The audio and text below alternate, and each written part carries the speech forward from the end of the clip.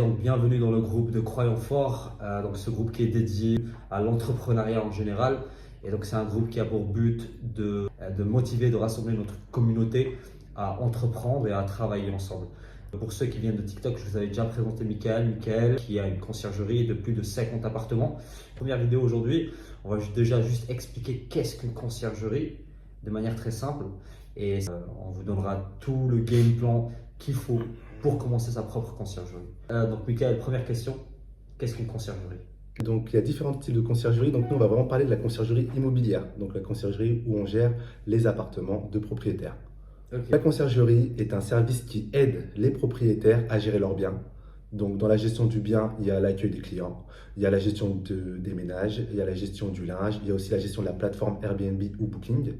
Donc c'est quand même un panel assez large. J'ai vu quelques questions en commentaire, j'ai vu des gens qui disaient que la conciergerie c'était beaucoup de travail. Effectivement, la conciergerie c'est beaucoup de travail. Ça fait partie pour moi d'un secteur où on n'a pas besoin d'avoir énormément de financement, mais par contre en retour on passe beaucoup de temps et beaucoup d'énergie. On ne va pas se cacher, la conciergerie on gagne beaucoup d'argent mais on travaille beaucoup aussi, que je tiens à préciser.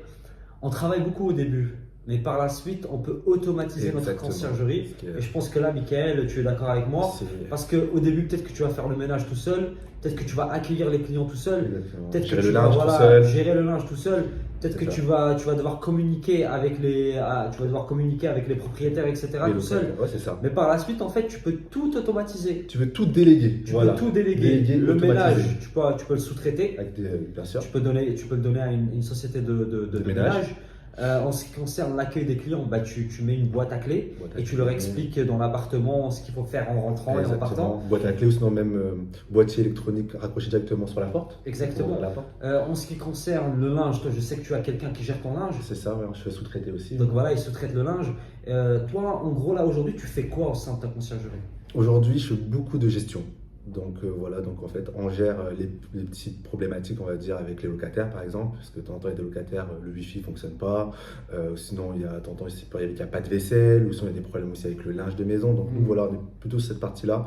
La partie opérationnelle, tout ce qui vient de expliquer Othman, ça, on peut le faire sous-traiter. Et puis moi, je suis plutôt dans la gestion. Mais aussi, on peut mettre une personne de confiance. Si tu trouves un bras droit, une personne, un associé, vous pouvez le faire soit à deux, ou sinon, voilà, vous pouvez... Et je pense qu'il n'y a pas de business magique. Il n'y a pas un business dans lequel tu vas te lancer et tu vas commencer à faire beaucoup d'argent. Tu vas au début, si tu veux commencer ta conciergerie, il faut être clair.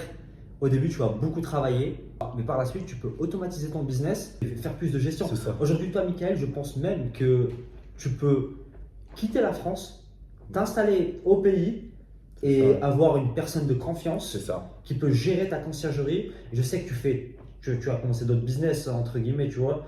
Et je sais que là, la conciergerie, elle est rodée, quoi. Elle est rodée, elle tourne toute seule. Voilà, c'est ce que ce business de conciergerie pourra vous permettre.